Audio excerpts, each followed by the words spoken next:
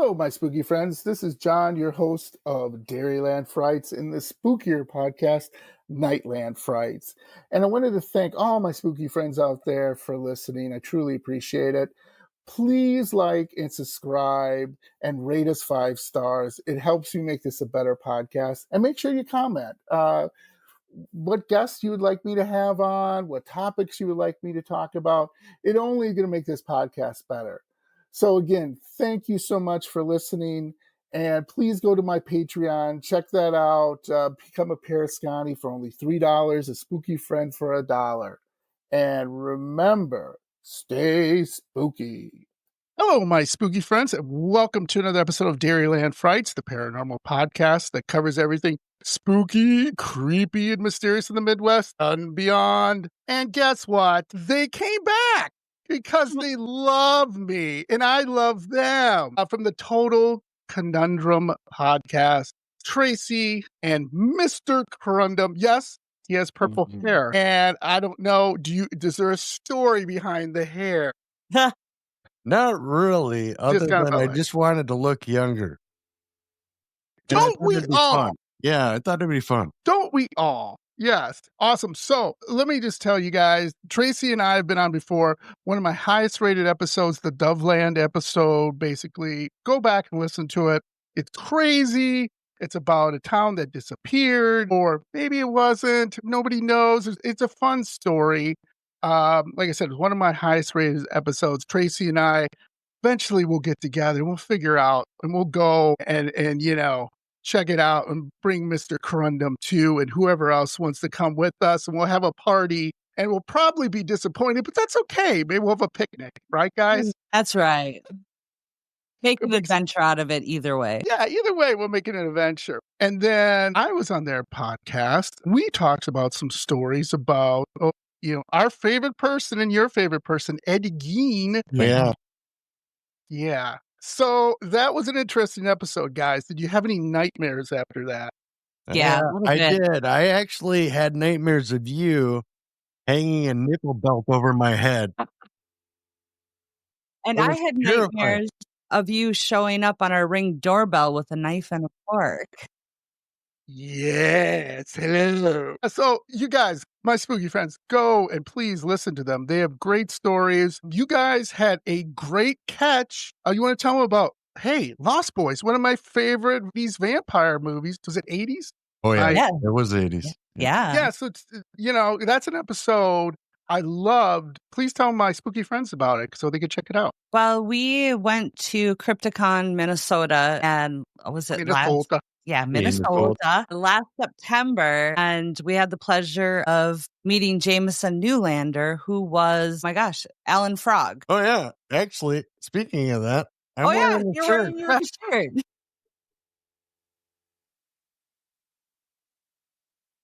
Well, when we were at Crypticon, the first day, I was having some issues with the elevator, couldn't get the button to light up. And this young kid was like, if you keep hitting, or if you hit it, it'll come. And I'm like, if it doesn't light up, it's not coming. And this other guy that was standing by the elevator was like, oh, you've got to hit it in this corner, whatever. Well, we get up into our room and Jeremy was like, that was Jameson Newlander. I'm like, no way. And because, I didn't recognize him because I hadn't seen him in so many years, from the Lost Boys.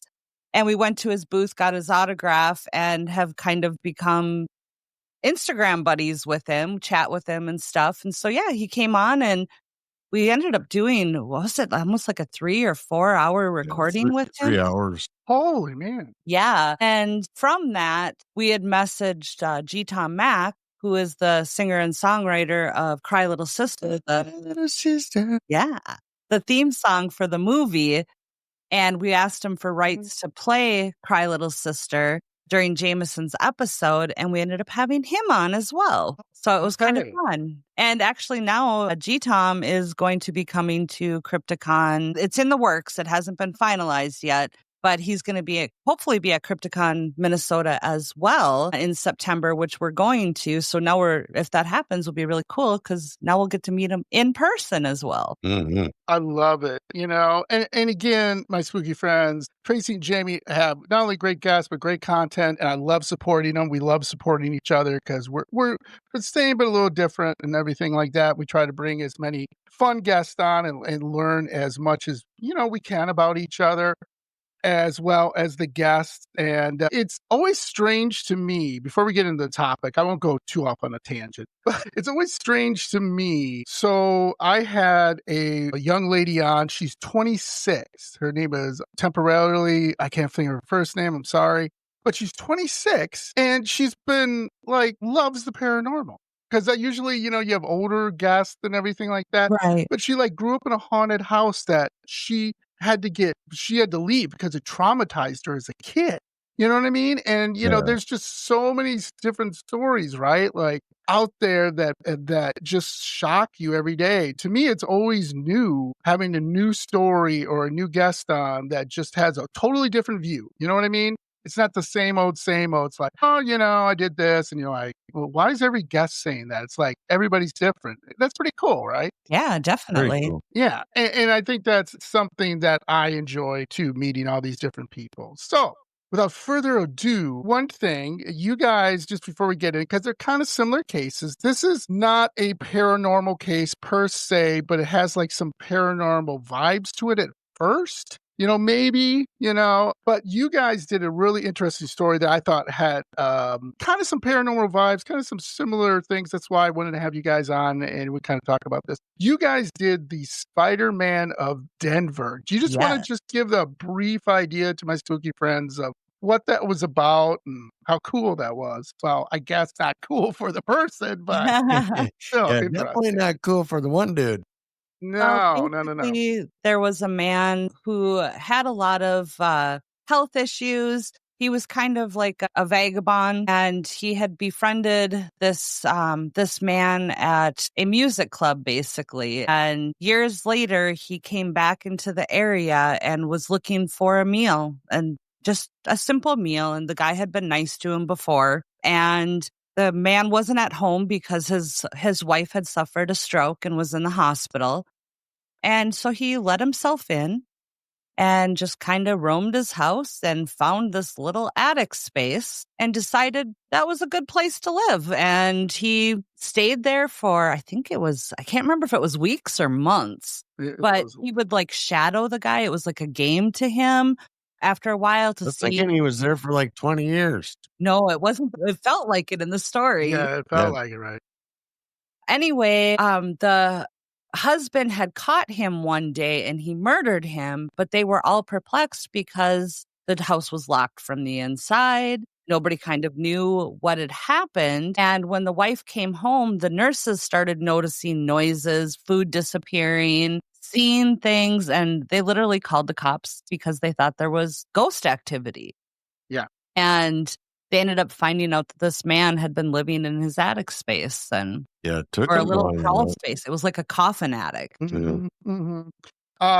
And that's really interesting because, again, it starts out as almost like paranormal, like, why are things moving over here? And why is this disappearing? Or I swear that I put those over there, now it's over here. It's a fascinating case. So, and you mentioned game, which segue. After the topic today, we're going to play a fun game where Jamie, Mr.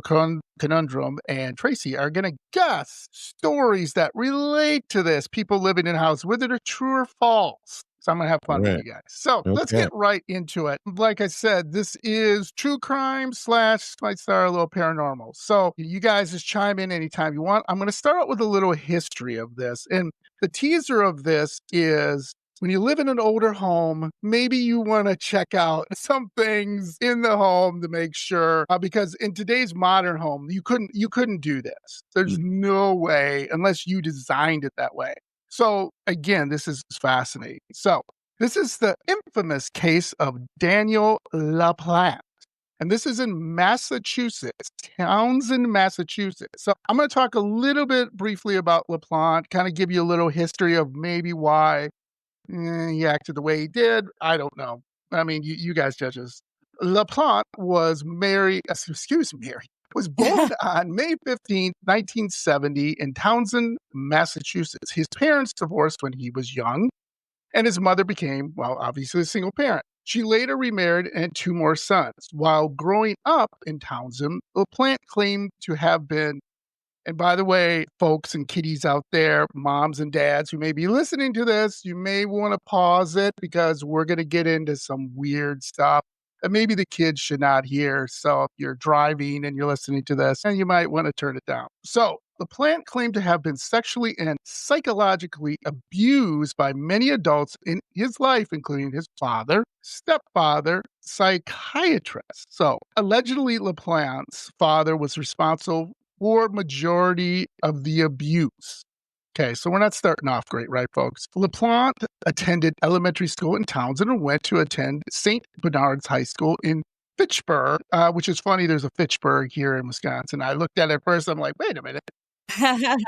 LaPlante played football and ran track. So here we go, folks. This is where it gets a little confusing. He's sexually, psychologically abused, but he played football. He ran track, but he struggled in school. He was diagnosed with dyslexia at an early age. He also struggled with learning disabilities and attention deficit disorder. What we're building here, right, is a case for why is this guy did what he did, right? So there's nothing, I don't know.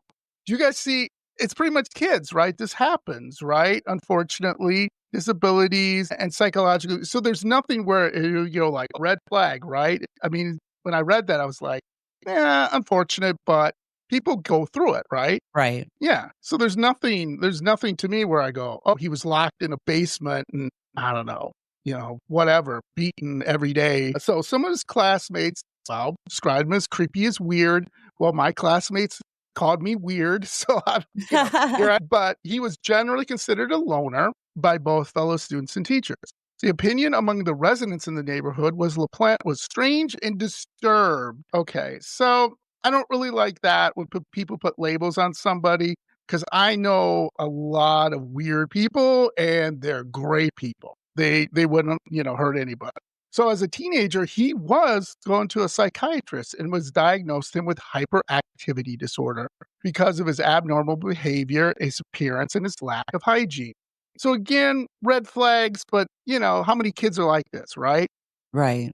In October of 1987, after the Bowen family invasion, LaPlante was living with his mother and stepfather while being out on bail. So one of the things I'm going to flash forward here is there was a home invasion and everything. And the reason I'm saying that is because the timeline is kind of weird here because the way they did it was they kind of set it up when I was reading, like, he's having a lot of trouble. Oh, by the way, and I'm like, oh, I think I kind of got ahead of myself there.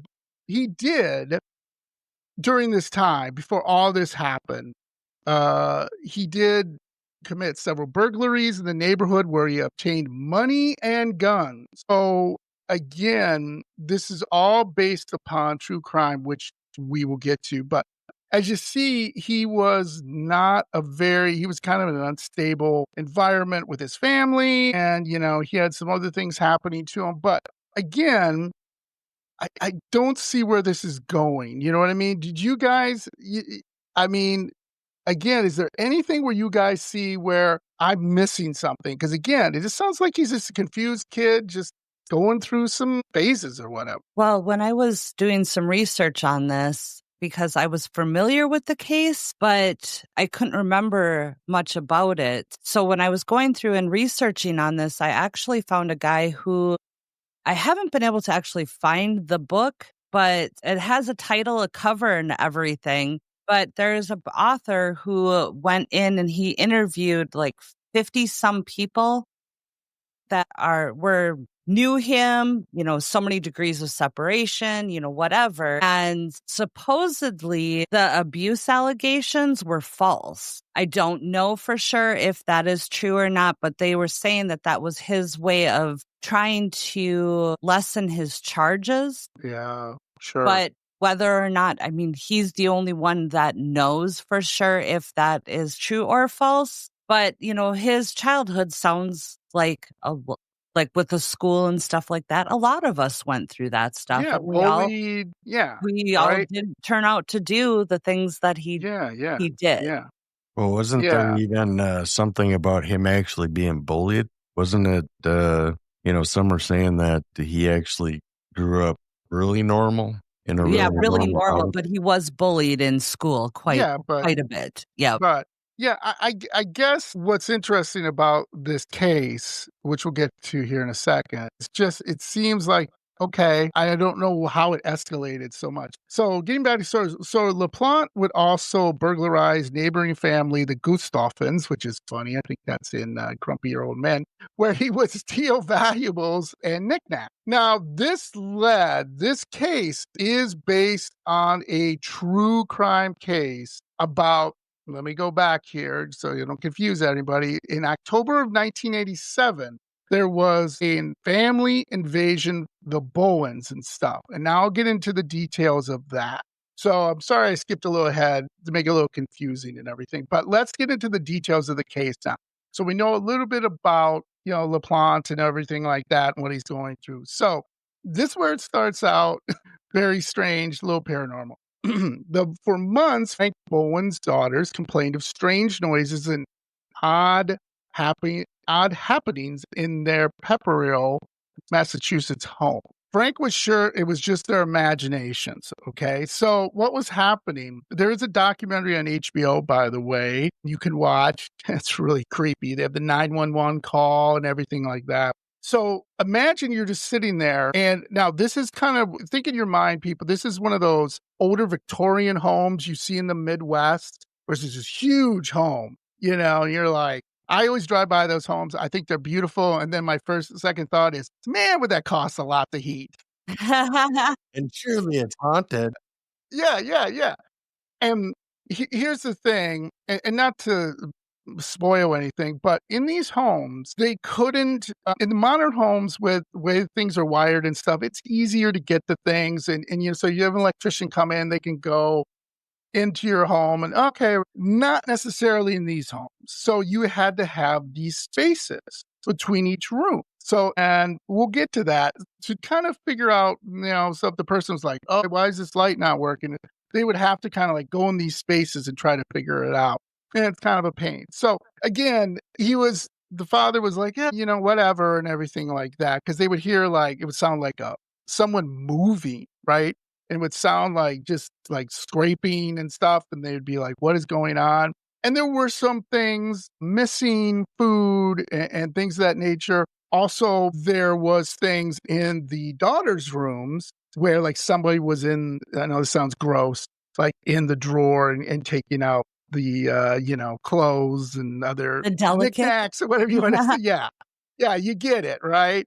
You get it. And so they were like, okay, but that's again, if you grow up in a home and you have a sister or a brother, come on, they're always like messing around with you or doing something, especially if you have a sister where they're like, hey, can I borrow your dress? Or hey, can I borrow this or whatever? And then they go in your closet and you're like, hey, where's my, blouse or whatever.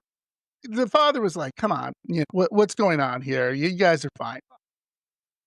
Here's where it just went really crazy. One night in December of 1986, okay, the intruder, LaPlante, took the entire family hostage. And he was a suspect. This is the craziest thing, how things have changed. He was a suspect at the time, and he was released on bail. And he had come back to the house and got in somehow and took the entire family hostage. And the hostage situation at the Bowen house it was just a few minutes past 6 p.m. on, like I said, December 8th, 1986, when the phone at the police station started to ring. And at the time, the police department in 1986 was only 10 officers serving roughly 10,000 residents of Wow. Pepperell, the village, in Massachusetts. Their most common cause were domestic disturbances, look at intoxication. So think your small town, right? Yeah. All of a sudden they get a call about a hostage situation. And you're like, how do you react to that as a small town cop?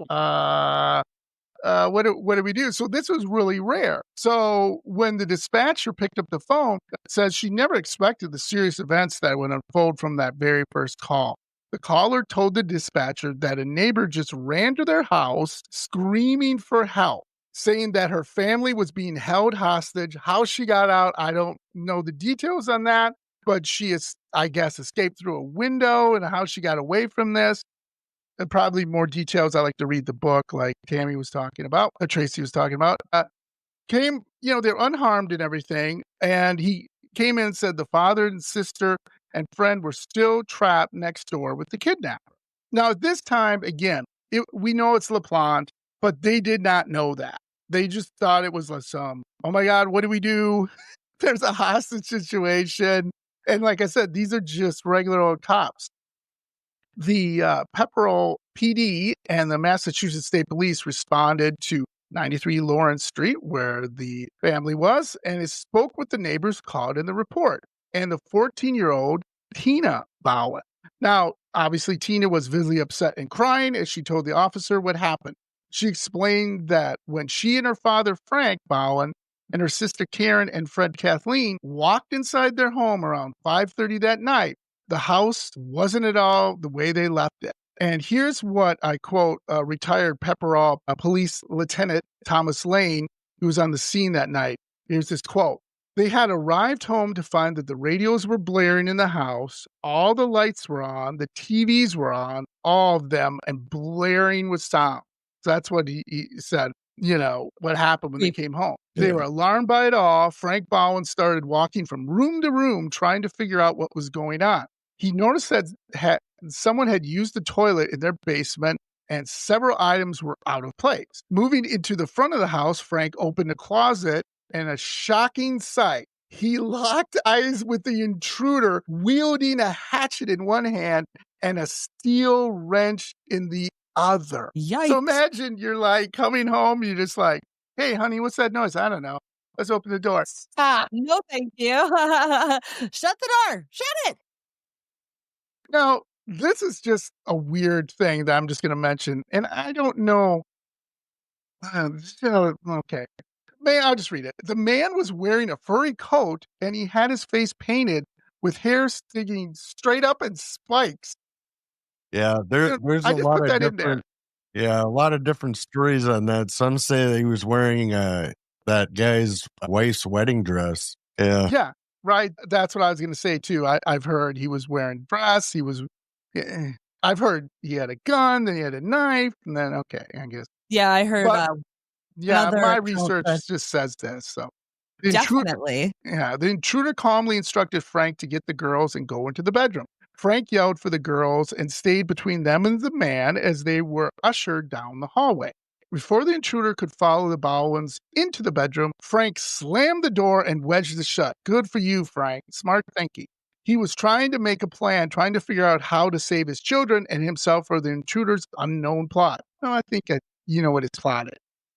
Trying to calm the girls down. When Tina became so upset, she hoisted open the bedroom window. This is where it happens, and jumped out of it, despite her father's desperate pleas against it. So that's how that happened. Like I was saying, I wasn't sure how this happened again, but now I remember I put this in here. So she just went, yikes.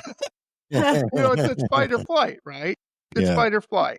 She did what we always talk about, John. But she was smart. She opened a window. Otherwise, there would have been a Tina-sized hole in the side of the house. Yes, just like I alluded to, let's running through. Oh, that high risk, but brave escape is what brought Lieutenant Thomas Lane and the rest of the responding officers to the scene. And it's likely what saved all of their lives that night. So again, think about that.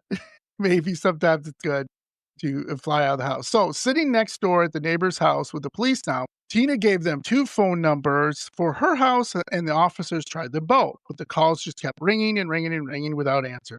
So the officers began to surround the Bowen house, planning their next step to rescue the hostages inside. And I'll stop there because remember, these are small town cops. These are not hostage negotiators.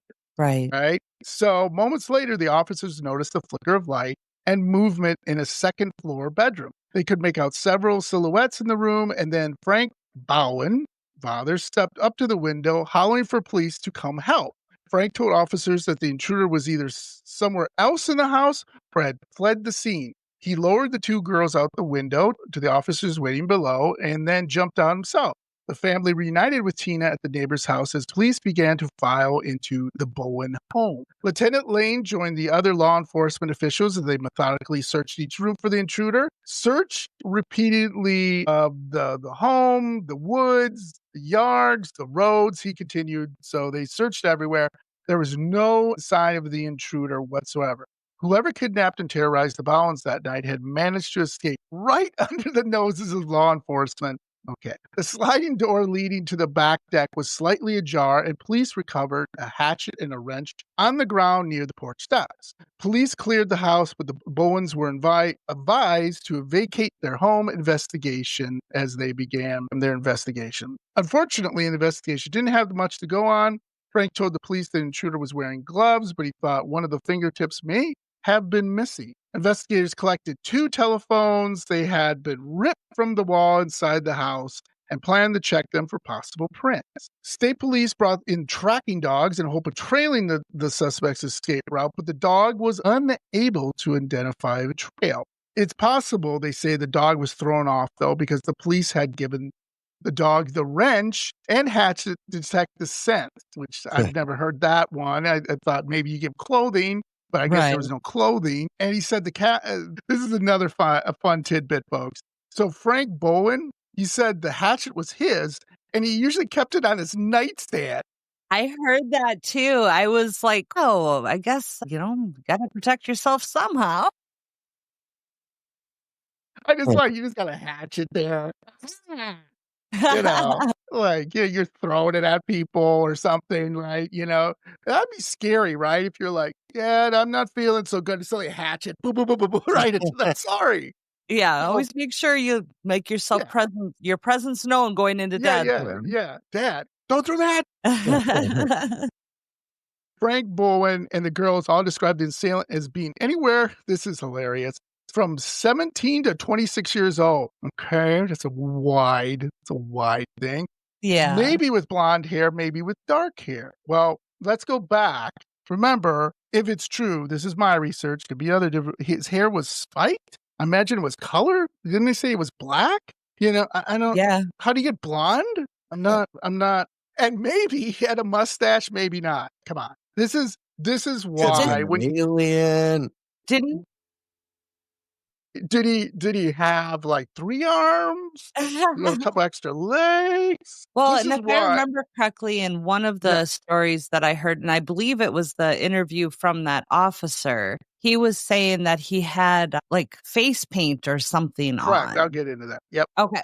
Yep. So the face paint and spiked hairstyle obscured any There you go. Yep. defined features of his true identity. Yes. Smart. So this was interesting. We're seeing a pattern here, right? This was pre-planned. This was premeditated. Like, he knew things. So that's why, again, how would he know that? How would he know where the hatchet is? How would he know other things in the house, right? The family didn't know a motive to carry out these terrifying acts against them. But Frank had a feeling whoever broke in and held them hostage had actually been in their home before. So what's interesting about this case, I was watching a little bit of the documentary too. So I don't know what you call it, but in between the walls, there's a name for it. I'm blanking on the name. But in between the walls, like I was wet wall or something. Yeah. Because that would be where all the pipes go. Yeah. And supposedly LaPlante was in the home for they don't know how long.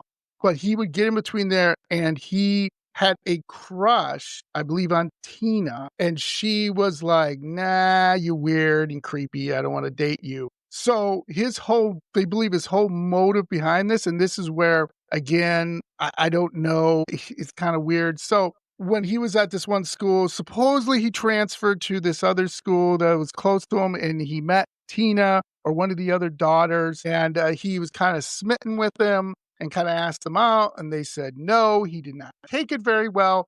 He basically stalked them. He went to, their house, got in their house, and like I said, was supposedly going through their clothes, was in there a while. People say that he could have been in there weeks, days, but not months or anything. It was a short period of time. And again, remember, he had a single mom, and his mom didn't really care whether he came or went. Nobody really cared about this guy, so there was not really anything in here that he like somebody would have cared, right? Like, hey, Right. where is he? And everything like that. Where's Daniel? Like nobody really cared. And so he was able to do this and get away with it. Now, was he caught? And yes, he eventually was, obviously. The biggest thing about this is, well, the good news is no one died. At first, I thought somebody died. I thought he murdered the entire family. But that No, wasn't true. That's something else that I'm maybe getting confused with. But he actually did murder a family, but not that family. Yeah. Not that family. And that's one of the things I wanted to get into here. This is just kind of the beginning of him and what he did and everything. And I think one of the main things to remember about this is that, I just don't know if this is something wrong with us not paying attention to these kids and everything like that. And before I get into like the other family, I'm not going to cover too much on that. But do you guys have anything you wanted to bring up about this first case with him? The one thing that I had heard, and like I said, there were so many different variations of this story. I had heard that had read that he actually called Tina. He had gotten her phone number either out of the phone book or from somebody that knew her. And they had been talking on the phone, and he portrayed himself as a blonde football star. Yeah. And then he showed up at her door because they talked on the phone for a while. And then he showed up at her door and to go out on a date. But he wasn't who he said he was, but she said that she would still be, or she still was nice and went out with him. But his behavior on the date was very odd and strange. And he was asking her questions, very inappropriate questions about their mother's recent death. Yeah. In regards to, did she suffer? What did she look like when she died? But again, I don't know because there's so many different variations. Right. Yeah. I don't know which one is true. Yeah. So that's the one I heard, but I didn't want to get really too much into it because I'm like, again, it's a weird case all around and everything like that. Mm-hmm. Because he, like I said, being that she accepted a date, I kind of heard that's the story I heard, but I'm like, why would you? Right? I mean, why would you still go? Yeah. I mean, yeah. I mean, I get it. It's in the 80s. So, but wouldn't you go? Maybe I'm just being over analyzing things here. But wouldn't you go and see him and go, you're not a football player. You're totally blah, blah, blah, different. blah. And maybe, Yeah. yeah. I guess he looked like one, right? And probably he did have blonde hair because, again, in the case, she had blonde hair. So that makes sense, right? So this case is just it's so weird to me and everything like that. But bummer time, folks. I'm just going to cover this a little bit. So, yes, this case, everyone survived. Everybody was good. Okay. Well, remember the Gustafsons? Yeah, not so much. So a year later, Daniel, or LaPlante, I'll just call him, was murdered, that entire family. So, yeah. And again, I'm not going to get too much into it, but why do you think he did it? Let's start there. Is any theories of why you think? Did this give him a taste? And then he decided, because remember, he robbed the Gustafsons. He'd been robbing them. But why not just kill them right away? What thoughts on this? It's just interesting to me. I think it was kind of escalation and what is the word I'm looking for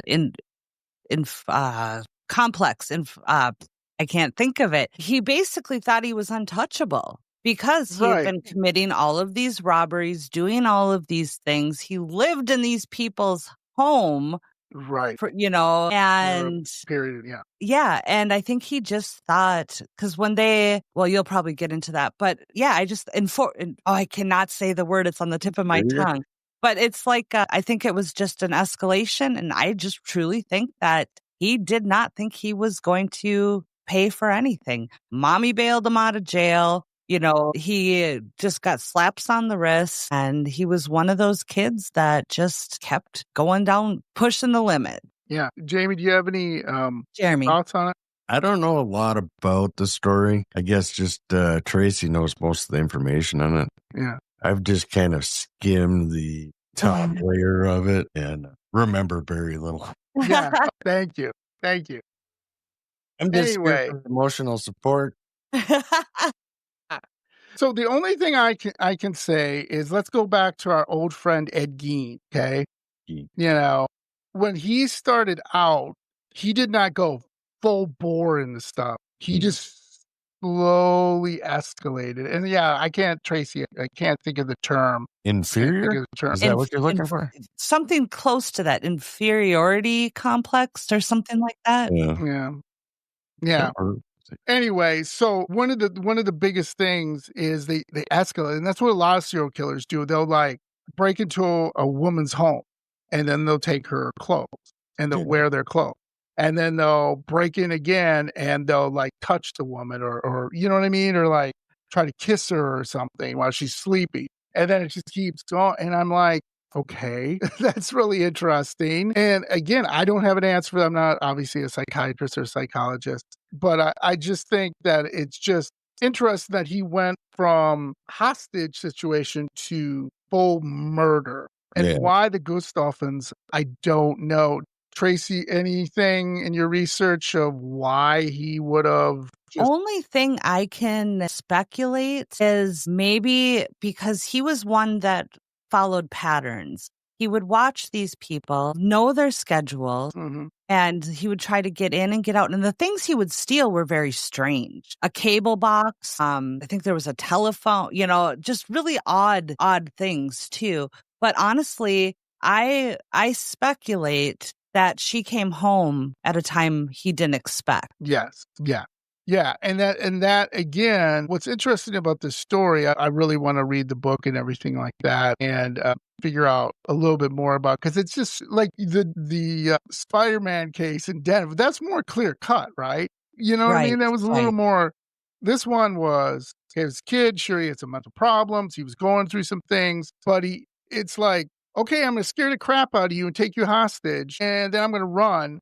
But then now I'm going to do murder. I'm going to go. I mean, that's like, yeah, and you're right. And it may not have been a surprise either, though, because I do remember that one of the things that linked him to this was that they found pages from a porn magazine at the crime scene, and they were torn out of a magazine in his home. So maybe it was premeditated in that aspect, because why would he bring those pages with him? Yeah. Well, I mean, on the first one, how can you really say that that wasn't his ultimate goal? I mean, if he wouldn't have got away, maybe that would have been the ultimate. That's true. That is true too. Yeah. Yeah. That's so scary. It is very scary. So what happened to good old Daniel? He is now serving 3 life sentences for the murders of the Ghost Dolphins. And on March 22nd, 2017, resentencing hearing, was held in Middlesex Superior Court in Woodbourne, Massachusetts. LaPlante, he asked for a reduction in his sentence. Come on, guys. I'm good now. Yeah. No more going through people's stuff and breaking into homes. And at his hearing, it was mentioned that during his first appeal, previous court rulings were cited saying that juveniles convicted of murder should be given a meaningful opportunity to re-engage with society. I agree. Sometimes we're stupid. We do dumb mistakes. This is a really dumb mistake. Yeah. I'm not sure about this one. But there was also a new law allowing juvenile convicted of murder with extreme cruelty and atrocity to ask for parole after they've been behind bars for a minimum of 30 years. Okay. So I kind of get what you're coming at. That would, yeah, you don't want to destroy the kid's life, but you want to kind of balance it. I don't know, man. That's a tough one. The judge affirmed LaPlante's sentences of 3 consecutive terms of life imprisonment, with, though, possibly parole after 45 years, after a forensic psychiatrist evaluated LaPlante and found that he was not remorseful for his crime. LaPlante is currently held at MCI Norfolk. Between 1990 and 2000, LaPlante was held in custody of the Federal Bureau of Prisons, ADX Florence. So, okay. Where can you see this to get a little more idea of, if you're like, man, I want to know more about this? Like I said, there's a documentary on HBO Max. But I've never seen, you guys ever see this? Investigation Discoveries Your Worst Nightmare series? No. Up in the Night? I'm going to have to check it out, though. Jeremy loves when I do stories like that. Jeremy, by the way, I'm sorry for calling you Jamie. My aunt calls me Germ all the time. So it says here, so if you guys want to check it out, LaPlante was featured also in season 1 of Lifetime channels. There's still a Lifetime channel? Okay. It says Frogging? Frogging? Okay, I got to spell this for you folks. PHROGGING. Is that frogging? Frog? No? Yeah, I don't know. I'm not sure. It should be because PH is the F sound. I guess. It's called Frogging Hider in My House series. Someone thought about this. Footsteps in the Attic, which documented LaPlante's crimes committed prior to the Gustav murders. Okay, but you're probably better off going to Investigation Discovery because on September 2024, they released the season 1, episode 1 of Real Murders on Elm Street, titled Killer in the Walls. So there's all these different channels nowadays to keep this. There's a lot. Straight. I forgot about the Elm Street angle. Yes. Yeah. Yes. So that was something that was something that I thought was this weird connection. Yeah. Okay, everybody knows Freddy, Nightmare on Elm Street. Well, this is on Elm Street, and like I said, the daughters were having dreams and hearing things. But I'm like, that's where it kind of ends, because wasn't like they were like, sucked into that famous scene. I think it's with, I'm trying to think the actor right now. I can't remember if it's a man or a woman. I don't know if it's Johnny Depp or the actress. Where the bed sinks and then just blood. Oh, yeah. Like this tunnel, like this thing, like you like on a fire hydrant where, where they open the fire hydrant sometimes and you see this is just crazy. The bed spinning and wasn't that like jock guy? It was nothing like that. It wasn't like he was like coming in. At least we don't know. He wasn't like he wasn't coming in and staring at him, and he had like didn't he leave messages like on the wall and ketchup or something? Yes, that was another thing too. He would leave some weird messages and stuff. Yeah, it's just all these different things. Now, this is interesting. One of the things, too, is supposedly there is called, like I said, Frogging Hider in My House series, Footsteps in the Attic, Boys in the Walls. And like I said, it's a fictional story loosely based on LaPlante. It says here, though, the film is directed by Constance Zimmer, and it stars Ryan Michelle Bath and Jonathan Whitesell. And I'm looking this up right now. I'm going to look this up right now. So, yeah, it looks like she's a director, and she's done this series kind of about this story. So I would go probably look at the Discovery Investigation, look at that a little bit. I think that sounds a little bit better. There's good books out there. There's a lot of true crime if you want to know a little bit better. But I just thought this was just an interesting story to kind of give just a general go over, because again, it's just everything you hear is different and strange. Yes. And it's got the paranormal vibes. Yeah, it's got a paranormal vibe. Yeah, you got the mental illness. It's got mental illness. Yep. It's got everything. I love it. It does. Anyway, so any final thoughts on the story before we play our fun little game? I don't think so. No, I think we pretty covered it pretty all. well. Yeah. Yeah. And like I said, we're not a true crime podcast. We don't claim to be one. So that's why I didn't go too much into it and kind of skipped around a little bit. But there's plenty of stories out there. It's an interesting story. And I would say, check your closets tonight. So no some crazy person with a hatchet and a wrench and spiked hair. By the way, guys, that's your new nightmare. That's your new nightmare. I was going to say new nightmare unlocked. That'd only be if we're at John's house, probably, because we don't have a wet wall. So, John, if you fit in our wall, and yeah, we don't really have much for closets either. No? All right. There goes my Halloween prank. Yeah. You can hide in our maze. We used to have a fireplace before I tore it out. You could have crawled behind that. Could have crawled behind that. Aha! You guys gave it away now. So anyway, interesting case. Go check it out. Check your closets out. I'm sure everybody's going to be fine, but, don't leave a hatchet, by the way, on your nightstand. No. That's a little weird, but okay. Yeah. But safety, right? We all have safety.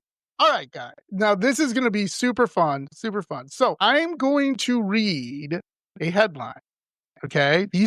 Whether true or false, you guys figure it out. Okay, so we're going to start with the first one. You guys ready? A University of North Carolina student found a man living in her closet and wearing her clothes. True or false? I'm going to say true. Ding, ding, ding. I'm sorry, I don't have a thing here. Okay, really quickly. When Maddie, a junior at the university, gosh, I can't talk today. I'm a mushmouth. A junior at the University of North Carolina, Greensboro, realized that the pieces of her wardrobe mysteriously vanished, she and her roommates blamed it on a ghost. I love that. I do too. She found handprints left on the bathroom wall, and on February 2nd, this is not long ago, folks, 2019, she discovered a man living in her closet and wearing her clothes. Excuse me, sir, you have issues. Police identified the man as 30-year-old. 30? 30? Yeah, that's a little old, dude. Okay. I thought it'd be like her ex-boyfriend, right? Like ex-boyfriend, Messin? I don't know. Right. Andrew Swafford. They talked to him. Talked to Swafford as she waited for her boyfriend authorities to arrive. He continued to try on her clothes and commented how she was really pretty. Yes. Ew. Swafford was arrested and put under a $26,000 bond. He faces 14 felony charges, larceny and identity theft. 14? Where are you getting 14 from wearing clothes and living in a closet? Holy crap. Well, I know you don't do a lot of true crime, but the ones that do the lesser things seem to get more than the people that do the shitty things, crappy things. No, swear you want. You can swear here, Tracy. Okay. All right. Next one. Here we go. Japanese man finds woman living in his cupboard. True or false? That is true. That's true. Yes. Ding, ding, ding. That is correct. Damn it. I thought I'd get you guys on that one. We actually, that wasn't part of our story. That's right. Yes, we talked about a few other people living in the walls. That's right. Or living in houses. That's right. John. We got you. You got me. Sorry. Yes, that's right. No. I love it. That's why I remembered it. I'm like, I think it. Finally, a game we're good at. Next one. Ready. Reverse Santa steals from family, wears their clothes, hides in attic over Christmas. I'm going to say false. Yeah, I'm going to go with false. Really? What? In 2008, on the day after Christmas, a Wilkes-Barre, PA woman discovered a man living in her attic, periodically helping himself to her family's food, clothes, and possessions. She states, I quote, when he came down from the attic, he was wearing my daughter's pants and my sweatshirt and sneakers. The man also helped himself to a computer and an iPod. He kept, sorry, I'm laughing. He kept a list of everything he took, tilting it.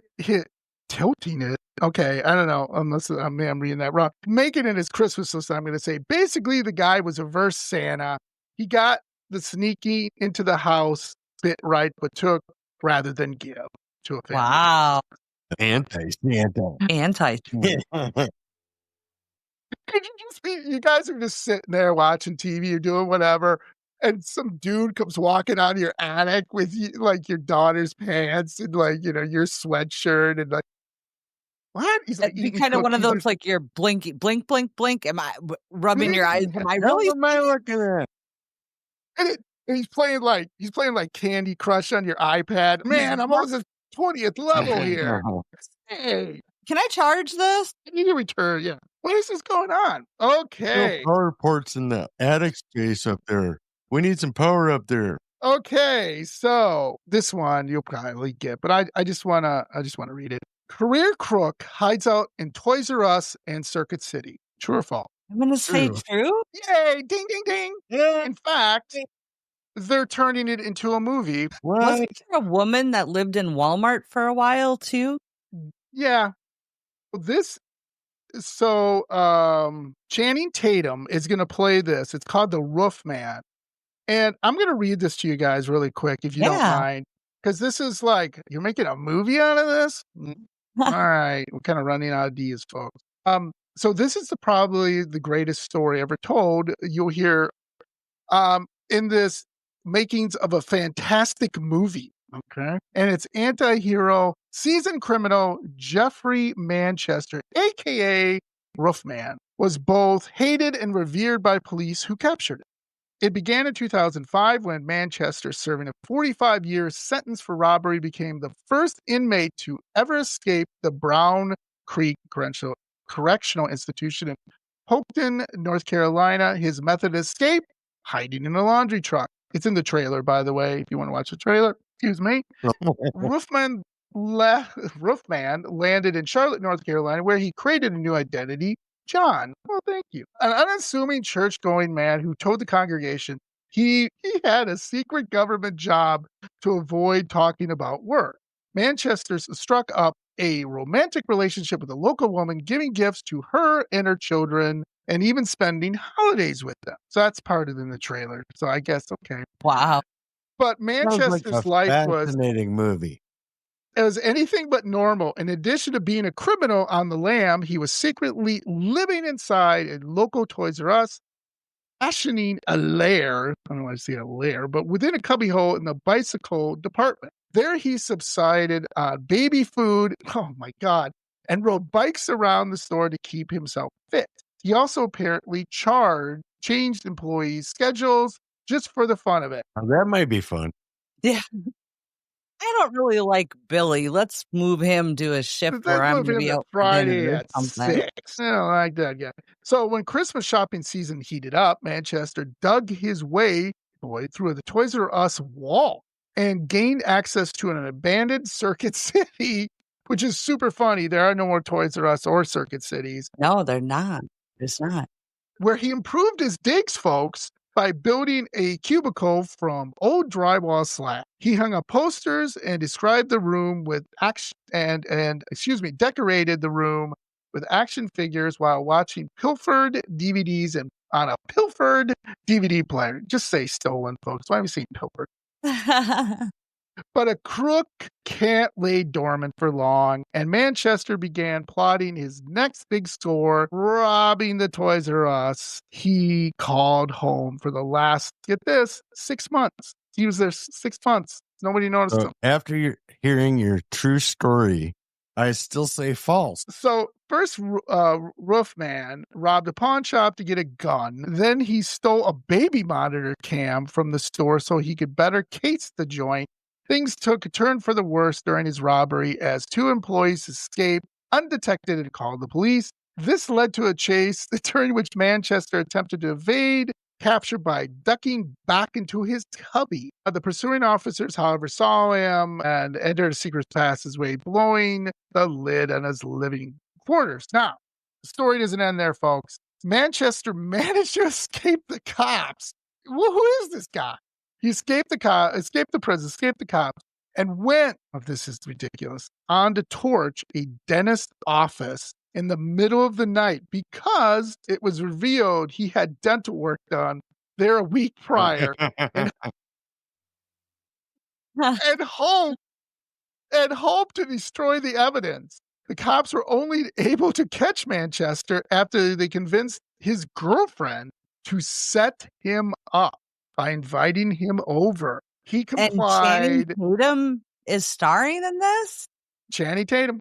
Wow. Aiming to see her one last time before disappearing, and was promptly arrested. Manchester has no hard feelings for the woman. He completely understood her position and encouraged her to pursue her dreams before the police whisked him back to jail. I have the future headline. Yes. Manchester escapes from jail. They can't find him anywhere. Guess what? He built a hidey hole in the wall. So yes, this is a movie. Go watch the trailer. The trailer is out. So let's do a couple more. You guys up for a couple more? Of course. Okay. Entrepreneur hides out as at AOL offices for months. True. We're split on this one. Jeremy, you said true? Ding, ding, ding, ding! You're rocking it. Oh, yeah. Man, I wish I had a prize for you. So this one I don't want the nipple belt. Well, that was the prize. Sorry. So this one, okay, we're all gonna date ourselves here. AOL used to be that annoying, and just get on the internet, and you had to get a disc. Anyway, so this guy, he won a contest by AOL. Is AOL still around, by the way? I don't think so. I don't think so. Anyway, he had this contest. They held the contest. He won. His name was Simon, and he was like, "Great, I won this contest. Now what do I do?" And they were like, "I don't know. Here's some money. Do something. Be an entrepreneur." Well, that didn't work. And he ran out of money. And then what he did was he discovered that his badge still worked at the AOL office because he had nowhere to live, I guess. And he was, which I don't know why he didn't say what he did with the prize money, folks. I don't know. So he just went back in. He went back in and he probably got free dial-up for life. Yeah. And many of the employees, now you're probably saying, and the employees be like, "Hey, Simon, what's the deal?" So many employees did recognize him from the days, he spent there during the competition and everything, but they just thought he was supposed to be there and left him alone. So the guy just hung out. Great security. He would, so he would like eat everybody's lunches, just go in the break room. Oh, okay. They had a shower there. So he'd just shower there. And then he would, just kind of wash his clothes, whatever, and just, I don't know what he did to change clothes or anything. Didn't really get into that. But unfortunately, and this is, by the way, was fairly recent too, Simon was finally discovered by a security guard in May of 2012 and booted. While the badge was taken away, however, he continued to drop by the office daily, where he was granted access to his incubator room despite the program expiring. Yeah, so I don't know. Kind of good news, right? But just, it's kind of funny. Like, we don't know if people should be there, right? Right. You just kind of go, "Hey, Bill. Hey, Jeremy. Hey, Tracy." And you're like, "Yeah, I guess he's supposed to be." Like, nobody goes, "Wait a minute. The thing went off here." I didn't think the company was still supposed to be there. I mean, 2012? Jeez. Yeah, I don't know. 2012. Okay. So next one, last one. You guys have been great. Man living above mall restaurant falls through the ceiling. True or false? I think that's true. I'll go with Jeremy because he's like nailed all of these. Ding, ding, you guys did really good on this. Didn't he die? This a man who living in the rafters above a yard house. Does that ring a bell for you guys? Yard house restaurant? No. Anyway, 16th Street Mail in Denver blew his cover in December of 2014 when he fell through the ceiling into the restaurant. Police were called and upon arrival saw the man moving through the opening in the wall for water pipes and the HVAC system. He somehow damaged one of the pipes, causing a massive flood in the yard house and adjoining Sheraton Hotel. Then became trapped in the walls. Firefighters used the chainsaw to extract him, and he was promptly arrested. Wow. I'm not following this one. This is all the details I was given. Oh, I'm guessing maybe he was, because I've heard stories where people like tried to like break into like a Taco Bell or something, and they like tried to get through like I don't know, like the ceiling vents or something. You know what I mean? I've Yeah. heard weird stories like that, and then they fall through, and then the police come, and that's it. Right. But this guy, I don't know. I just think that's just really funny. Yeah. Yeah, it's crazy. I mean, so, and again, how would you like to be eating dinner? You're saying, "Hey, okay." Well, I think there is a story out there like that where a guy fell through the false ceiling and landed on a table and died while people were eating dinner. Yeah. Yeah. I know I read it somewhere. I don't remember where it was or anything, but it's similar to this story. Yeah, yeah. So this kind of is like, life is crazy, right? You just Yeah. don't know what's gonna happen People here. are crazy. Yeah, yeah. It's just, and one of the things too is you guys know things about like squatters. Just Yeah. a real quick story here. I had a friend in California, and he sublet his. This ain't like bad or anything, I guess. He sublet to this one guy while he was traveling overseas, and he came back and he said, "Okay, time to go." And the guy was like, "Nope, it's mine now." And in California, there's these crazy laws that person can live there. Like you have to go through this extensive court thing to try to get the person out. My friend spent, I don't know how much money on lawyers just to get the guy out. He just wouldn't leave. Just would not leave. And I they're like, heard a "Too bad." story from California as well that back when Craigslist was big, that these friends had rented, this group of friends had rented this apartment, and it was actually pretty reasonable and stuff. They were living there, were getting their mail there, but they were getting mail for somebody else as well. They just figured the last occupants hadn't changed their address. And this woman showed up one day and was like screaming irately at them. And they were like calling the cops. And like, this woman is like, has a key. She keeps coming in, trying to get in. Well, here it was the owner of the apartment, and this other person sublet out the apartment to them and didn't even have anything to do with it. He had found a key or something. I can't remember how it all happened. Yeah. And here they were living in this apartment that this woman owned. She was just like on an extended vacation or something. So crazy stuff. Make sure you check your closets, check your walls, check your ceilings when you go to bed tonight and everything. Make sure nobody's in them or nothing scary. And if it's a ghost, good. At least you know, right? Yeah. They're not as scary as humans. Yeah. Oh, I just got a ghost. I can deal with that. So before we wrap up, this has been fun as always, and I love to have you guys on as much as you guys would love to come on. It's so much fun. But what do you guys have coming out? What episodes, what fun things can we look forward to? Well, we do have another celebrity interview that's in the works. So that one I'm going to leave a little bit secret, but it's a pretty fun one. And then we have Crypticon coming up soon, which we're hoping to meet some more people and have them on. But as for episodes, what do we have coming out? We have the Roth House coming out. The next, we're going to do an 8-year-old serial killer. We have that one coming up. That'll be good. Yeah. We kind of haven't really done many UFO ones. We have a couple UFO ones coming up, and then we haven't dabbled in cryptids for a while, so we have a couple of those on the plate too. So yes, yeah, I love that. I love that. Yeah, am I just had to missing think. anything? Huh? Jeremy, did I miss any of the? I don't think so. I think we got them all. That's awesome. I look forward to it.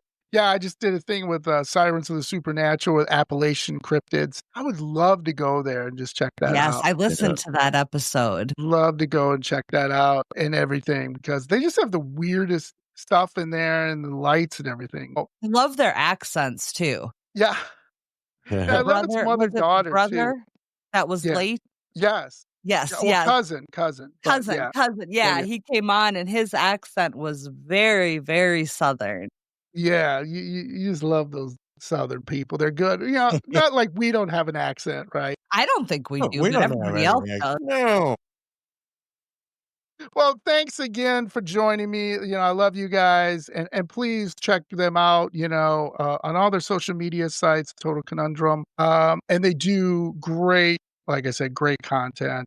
Eventually, we'll figure out the Doveland thing, and eventually, you know, I have a good Hollywood prank, or I should say, not Hollywood, but maybe a Halloween prank. All right. No, I'm scared. Don't open the closet. Well, thanks for having us, John. We really enjoy always anytime we do episodes with you. Yes, And yes, you guys are welcome back anytime. And again, you know, I'm looking excited to that guest you're having, celebrity guest. Can't wait yes, to listen to that. maybe I'll let you know secretly, but it'll be Right. Ooh, Offline. look at that. Look at that. Offline. I love it. All right. Well, thank All you right, John. guys. And Rock you guys on, have a brother. great you. day. All right, you too. Bye-bye. Bye-bye. Bye.